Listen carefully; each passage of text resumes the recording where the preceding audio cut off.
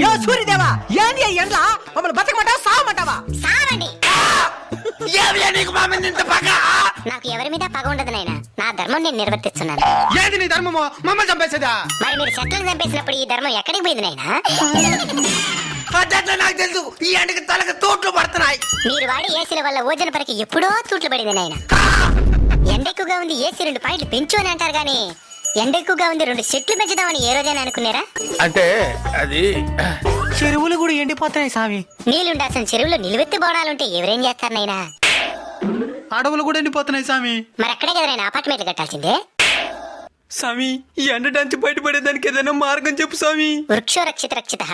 చెట్లను మీరు కాపాడితే అవి మిమ్మల్ని కాపాడతాయి. తప్పకుండా నాటి కాపాడుతాం స్వామి. స్వామి ఇంక మిఠాయి ఈ ఎండలు తగ్గునా?